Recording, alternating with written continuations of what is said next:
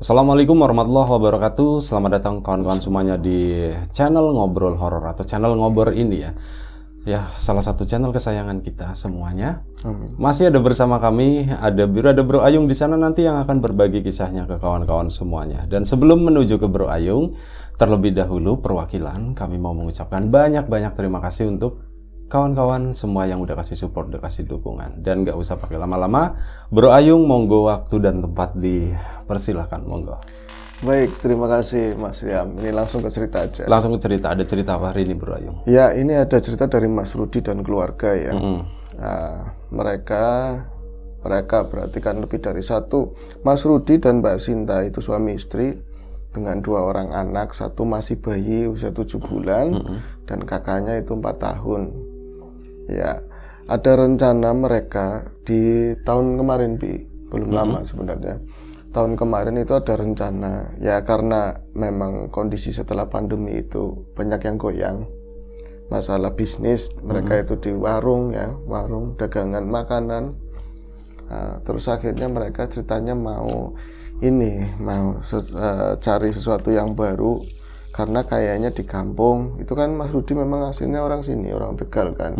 Nah, ceritanya coba aja mah kita di kampung begitu. Kalau saya tengok-tengok kemarin lagi pas pulang sama teman-teman itu di daerah kota maupun di Slawi. Sini kan Tegal ada 2 ya Bi ya. Jadi Kota Madia sama kabupaten ya. Betul. Itu ternyata cukup rame. Bagaimana kalau kita coba dagang di sana? Buka dagangan di sana. Kalau di sini kayaknya udah persaingannya terlalu berat wis. Akhirnya itu bisa dibilang kami ngepak barang habis baunya. Kita langsung tinggalin sana dan untuk sementara sebelum mempersiapkan segala sesuatu, nyari tempat dagangan dan lain-lain, saya tinggal di tempatnya ibu saya di kampung.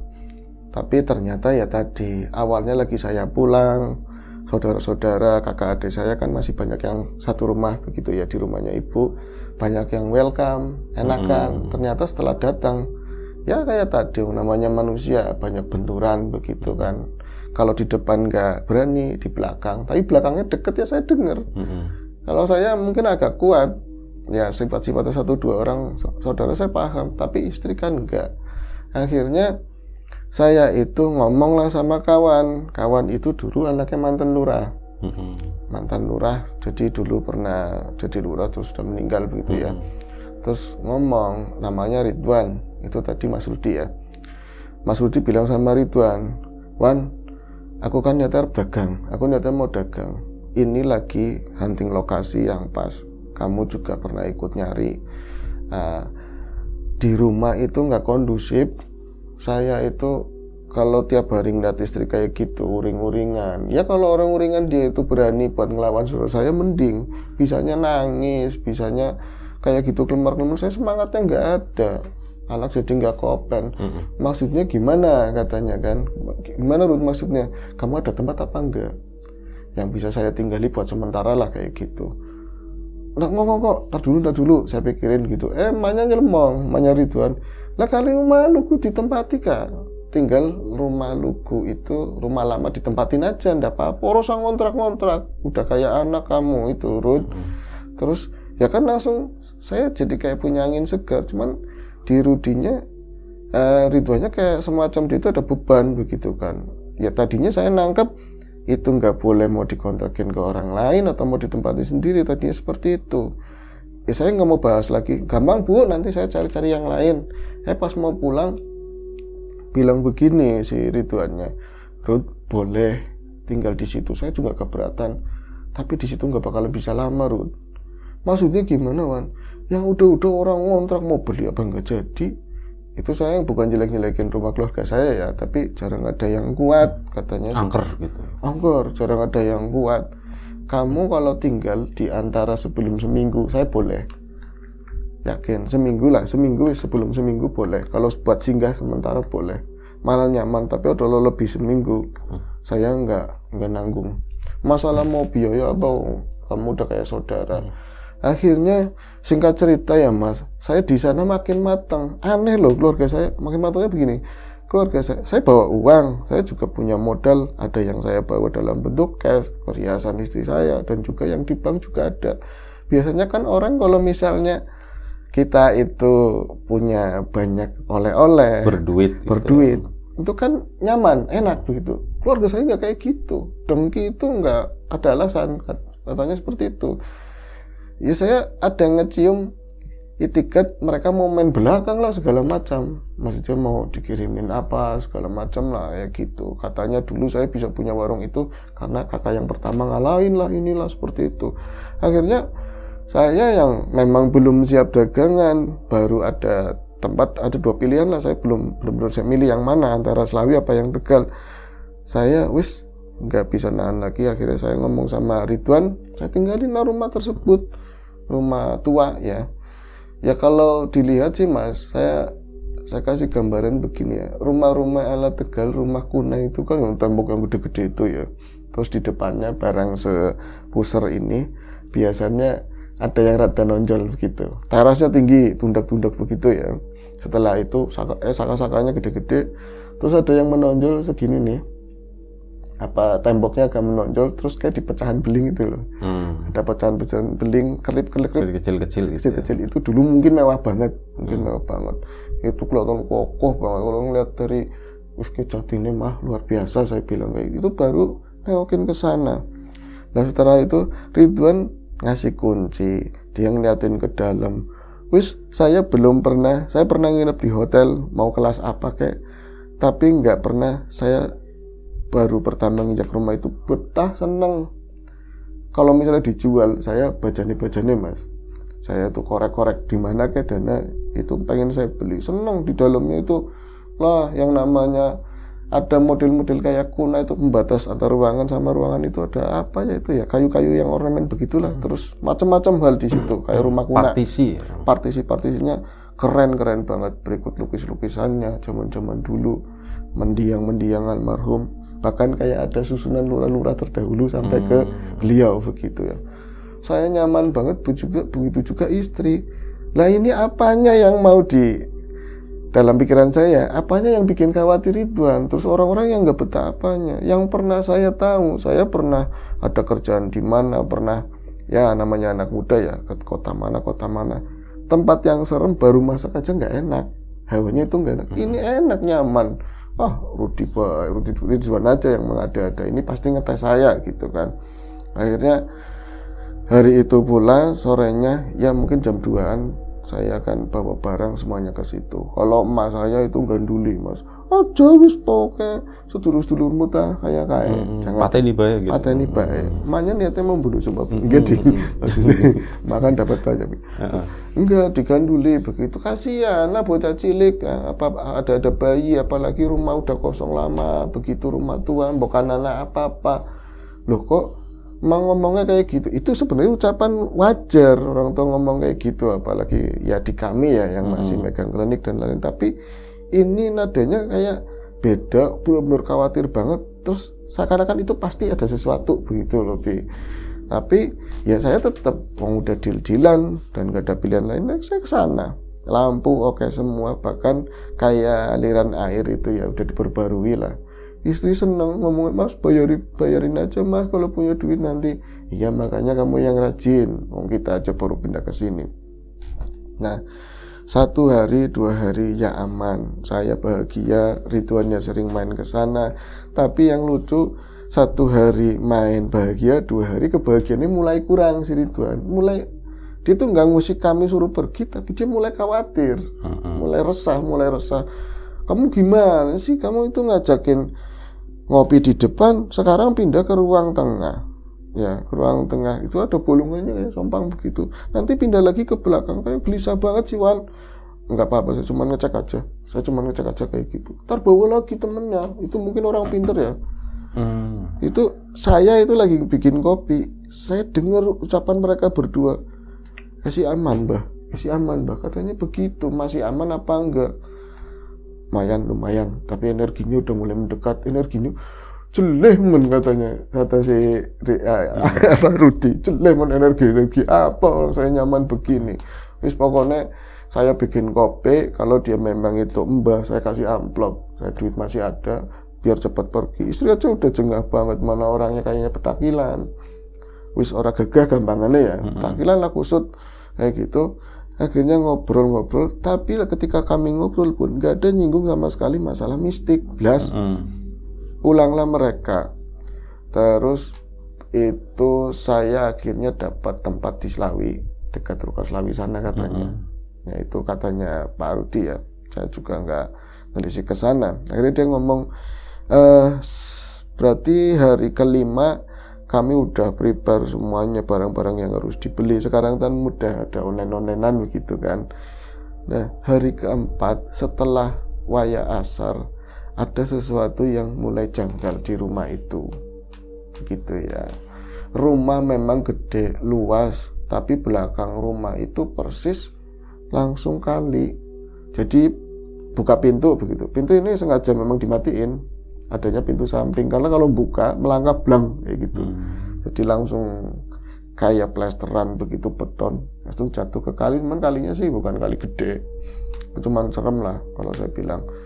Nah itu ketika jam 3:30 lah setelah asar, saya sama istri ceritanya lagi bahagia-bahagianya terus ngetes karena kita udah lama nggak bikin masakan spesialnya ya yang hari keberapa itu? Hari keempat saya mulai masak-masak. Anak-anak ada, kalau yang kecil digeong-geong begitu Mas, diayun. Di situ juga masih di area belakang kami itu mendengar lenguhan kerbau. Saya contohin boleh Bi? Kayak gitu, mirip Bi. Sapi. Sapi sama kebu beda mana ya seruannya. Suaranya begitu Mas. Dan kami nggak apa-apa, namanya kebo di kampung, kita orang kota itu dengar kayak gitu bahagia.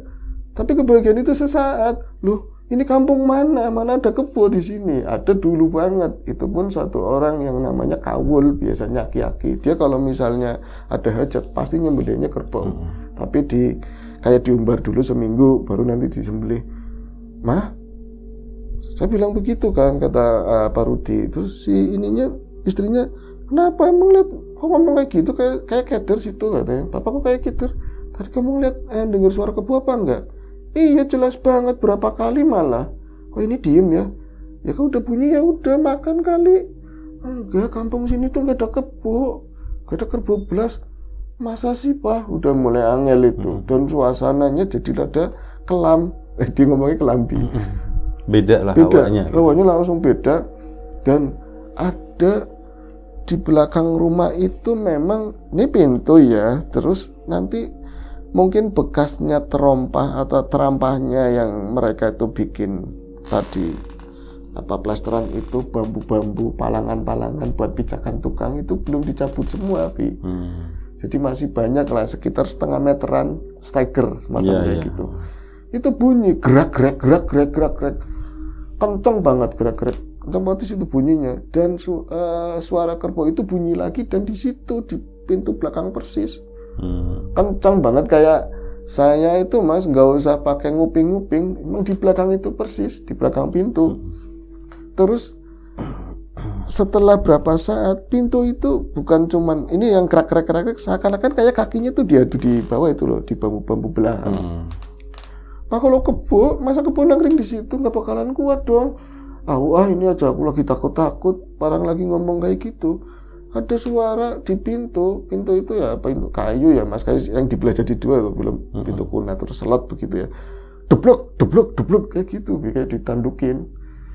Itu anak saya yang paling kecil yang 7 bulan itu langsung nangis kenceng banget kan ya, nangis kenceng banget, diambil sama istri. Nah kamu kenapa? Nenenin gitu, dinenenin nggak mau. Anak saya itu yang 4 tahun, Papa kebo jahat Pak katanya ngomong kayak gitu. Kebo jahat apa, kamu jangan mengada-ada, itu kebo jahat. Pintu tertutup tapi dia katanya ngeliat itu ada kebo jahat. Kamu ngeliat Nak, ada apa di belakang? Ada kebo, cuman kepalanya aja, Bi. Sininya putus, potong kayak lebaran haji katanya, kayak gitu.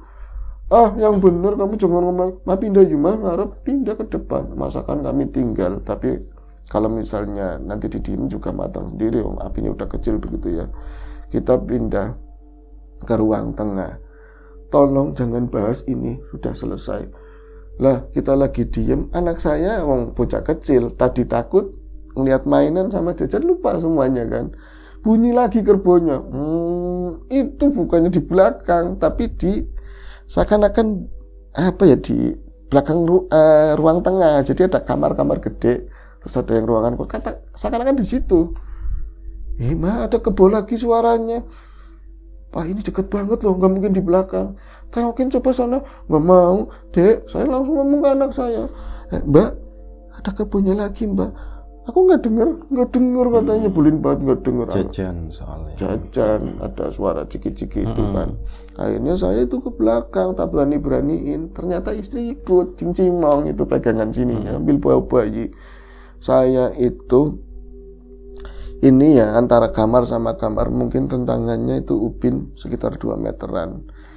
Kamar 1, di sana kamar 2. Nah sininya agak kosong. Itu bayangan dari lampu ya, karena memang rumah segede itu kan siang juga dilampuin. Saya melihat ada bayangan perut besar, kaki-kaki jumlahnya 4. Itu nggak sempurna, yang jelas nggak sempurna, tapi kelihatan manjang begitu. Dia semacam kayak lagi kayak gitu, bunyinya juga sama kayak gitu, dek dek dek dek. Saya langsung nyawel istri saya, mah sini, nggak mau, ini Dede kayaknya mau nangis. Itu apa? Saya mau ngomong bahasa Jawa, malah bahasa Tegal. Kue apa? Itu apa ya, Pak?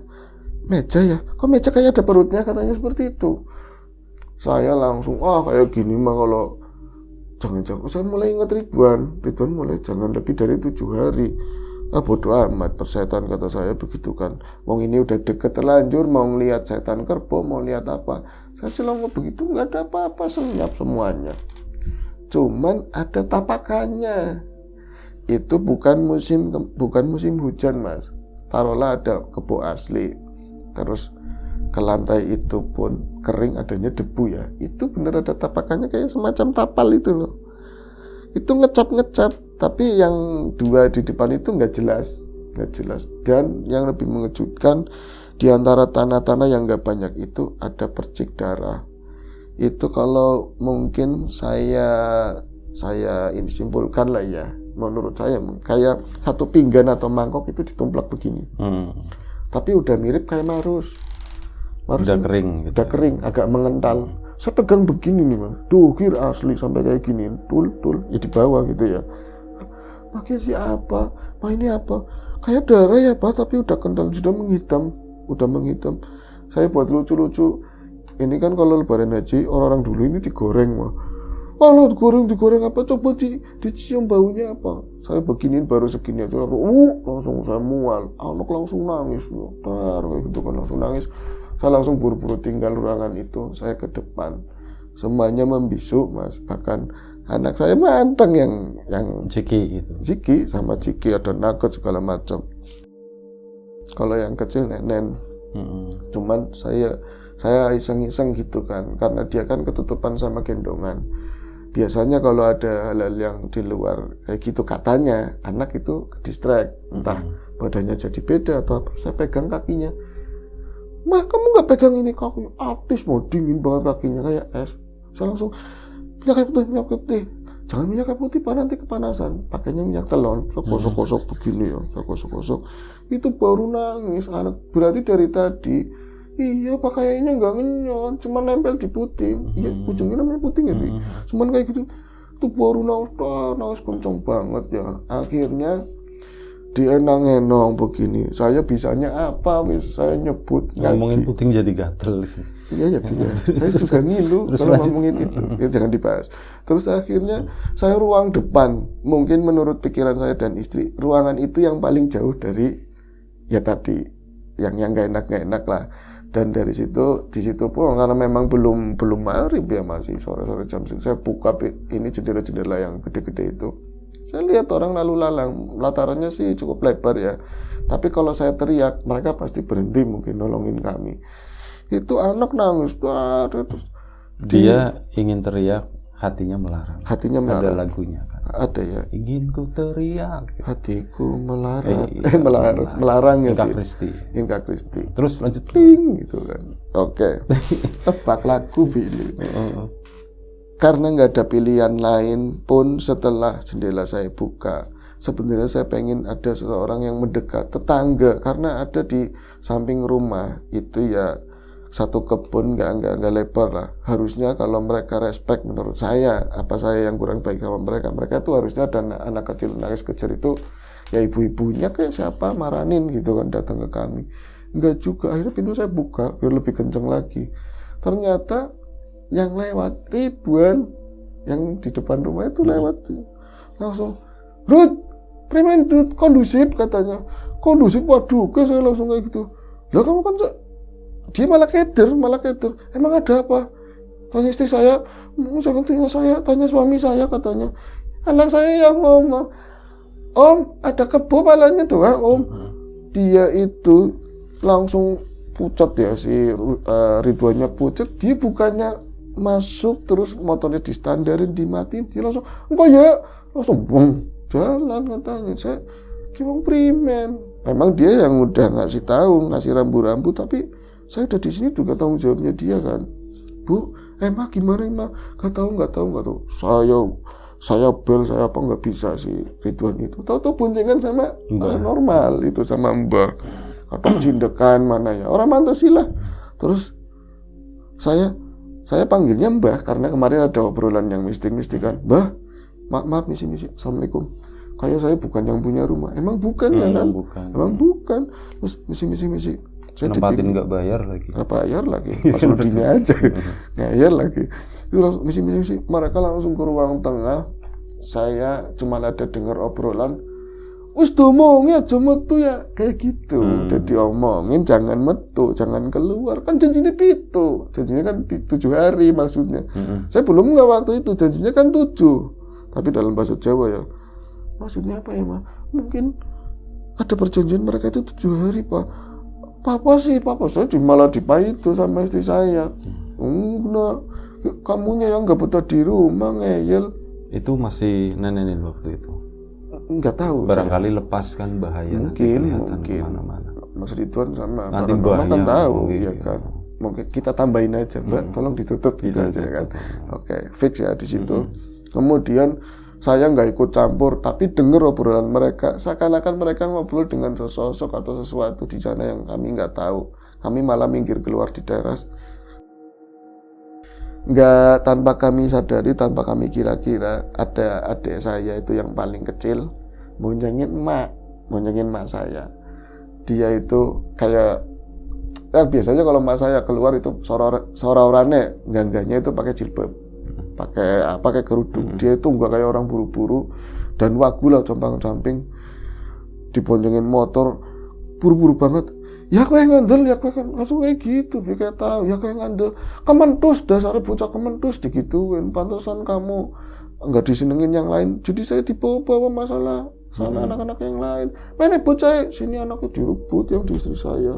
Langsung dienong-enong. Aduh, tuh sakit ya Allah, bocah masih nempel ya, kayak gitu. Enggak digantiin sama adiknya, enggak dienong-enong begini. Ya kan adem kabeh. Ini kupingnya dingin, tangannya dingin. Tagawan di situ ya, Rut. Di bawah anak saya bisa kayak berdua sama istri itu.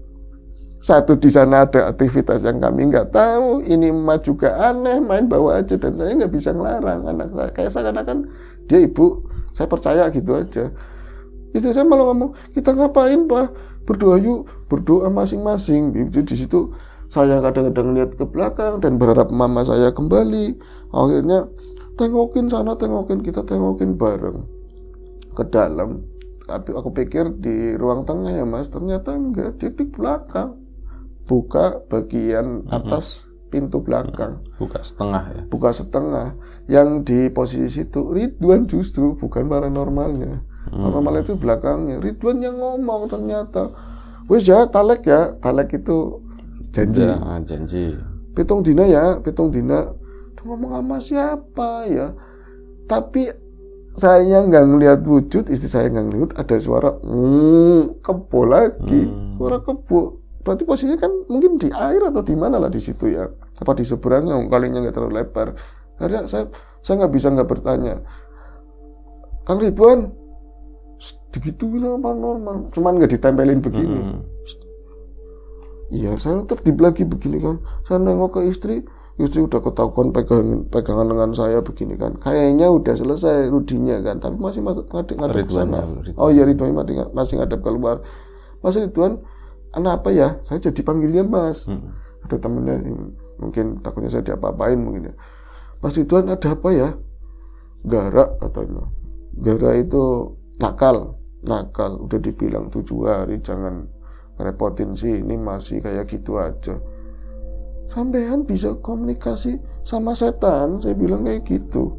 Setan-setan yang enggak, bukannya setan. Nah, orang ngerti ceritanya sih kon, jadi marah-marah. Kamu nggak ngerti ceritanya, sulit seakan-akan begitu. Saya kan bilang, saya ngomong lagi, ini kan belum 7 hari. Jadi seakan-akan nyambung gitu loh. Saya tahu maksudnya. Iya ya mbah, belum 7 hari ini.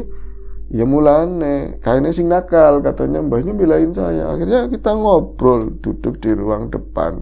Itu maghrib, nggak ada yang maghriban wis di sana. Bahkan istri saya nggak inget anaknya itu dibawa sama emak saya. Sampai ditelepon, ibu pak, ya udah angkat. Itu di sana di lojik, nalar bocoran nalar, ki bayi dibawa bayi kok nggak disamperin, nalar kesini nyamperin. Udah di sana biar urusannya si Ridwan aja. Kayak emak itu ngerti. Yang saya nggak di kampung lama, nggak ngerti lah urusan gosip-gosip di sini, apalagi yang urusannya sama setan-setan ya mas. Akhirnya dijelasin sama si Ridwan kalau dulu itu mbahnya yang jadi lurah. Berarti bapaknya kan lurah, mbahnya lurah lagi. Jadi dia itu dulu diserang sama lawan politiknya lah ya, mau pemilihan lurah. Terus sudah istrinya udah meninggal, berarti mbah yang perempuan udah meninggal, dan beberapa anak itu sakit parah semuanya waktu itu. Terus datang seseorang entah dari mana, kayak orang pintar begitu lebih. Terus akhirnya dia itu kalau memang mau selamat, kamu adain ritual gorok kerbau apa banteng lah semacam itu. Nanti kepalanya digantung di belakang. Kepalanya digantung di belakang dalam posisi masih berdarahnya masih ngucur. Nah, tubuhnya itu dipendam di ruang tengah. Allahu Akbar, saya bilang berarti kemunculannya lebih sering kalau misalnya jadi setan ya mas Ridwan, maaf, itu kuburannya di ruangan itu di situ. Iya mas, ya saya juga katanya, tapi diyakinkan sama bapak saya waktu masih kecil, dia sakit, katanya iya di situ ada kuburan kerbau, tapi cuman badan, kalau kepala digantung di belakang. Dulu itu kali nggak begitu, masih ada kayu-kayu waru katanya digantung di situ. Nah, semua orang yang setelah itu mbak saya bukannya selamat, tetap aja lewat. Jadi kayak semacam yang nyuruh ritual itu justru dia itu antek-anteknya orang yang nyerang kayak gitu loh. Ceritanya seperti itu, malah jadi tembusnya. Terus dari situlah orang-orang siapapun yang nempatin pasti digangguin sosok. Kalau nggak kepala ya badan. Dengan itu untung langsung ada reaksi, saya langsung datang. Kalau ya yang lain ada yang nyampe di WC aja kepalanya tahu-tahu nongol di tembok lodot kayak gitu. Kadang-kadang kepelarak itu kepleset sama darah kayak gitu. Iya ya. Terus ke urusannya pengen terserah jenengan mau diterusin 7 hari katanya. Tapi sana katanya nggak terima siapanya, kebunnya nggak terima katanya begitu. Soalnya ini istrinya jenengan masih ada keturunan orang bersih katanya. Bersih apa nggak tahu ya saya. Terus akhirnya ya wis itu sore itu juga malam itu juga barang-barang yang bisa dibawa saya pulang, tapi bukan ke rumah emak. Kalau ke rumah emak cuma ngambil bayi ya, terus nginepnya di tempatnya Ridwan. Karena memang di sana juga saya tahu keluarga kan nggak beres kayak gitu. Habis itu saya itu nyari kontrakan di daerah Slawi sana besok-besoknya dan nggak pernah injek rumah itu lagi. Cuman satu hal yang saya sebentar Bu Ayu, sebentar. Hampir ya. Sorry, gimana tadi? Ya, cuman satu hal yang saya ingat benar-benar, dan saya bukan orang yang bisa melihat benda-benda gaib, barang-barang gaib. Tapi malam itu ketika saya keluar dari rumah, saya seakan-akan ya, saya naik mobil sewaan mas. Di depannya, mobil-mobil R300 begitulah. Seakan saya pengen lihat rumah itu untuk terakhir kalinya gitu. Saya nengok begitu. Saya melihat pemandangan yang gak enak banget. Itu ada sosok yang dipoto. Itu berarti kalau di strata ini pohon akarnya gitu ya. Itu berarti bapaknya Ridwan, bapaknya lagi. Mbahnya. Modelnya mirip kayak gitulah. Dia itu lagi berdiri nenteng kepala itu. Nenteng kepala kebo. Itu mau setan, mau siapa. Saya ngelihat itu. Tapi antara jelas sama nggak jelas di pintu bagian depan. Saya nggak ngomong, nggak apa. Saya cuman balik muka begini kan. Muka terus yang samping itu kan ada Ridwan sama paranormal itu ya. Baru mas, dasar paranormal ya bangsat katanya. Tahu saya ngeliat itu. Wis lah jangan dibahas. Lagian kayak pamit ya Ki, saya ngomong kayak gitu. Tapi nggak ada setelah itu. Yang jelas anak sih meriang 3 harian gitu. Setelah itu nggak ada kejadian apapun. Terus akhirnya pindah kontrak di Slawi. Oke, baik. Udah kelar Bro Ayung ya. Baik, terima kasih Bro Ayung. Sama siapa tadi Mas? Iya. Rudi. Mas Rudi, terima kasih ceritanya. Ya seperti itulah ritual-ritual yang kadang kita nggak ngerti juntrungannya, justru itu malah kayak gitu ya. Ujung-ujungnya nggak baik gitu aja. Terima kasih Bro Ayung, sekali lagi terima kasih. Mas Rudi terima kasih. Kawan-kawan di rumah juga terima kasih banyak. Doa terbaik dari kami untuk kawan-kawan semuanya. Mohon maaf misal ada sesuatu yang nggak berkenan di mata, di hati, telinga kawan-kawan semuanya, mohon dimaafkan. Yang jorok-jorok anggap aja itu bercandaan aja gitu ya Bro Ayung. Ada yang jorok. Nggak ada. Sampai jumpa di episode selanjutnya. Ngobrol horor, jaga kesehatan kawan-kawan. Assalamualaikum warahmatullahi wabarakatuh.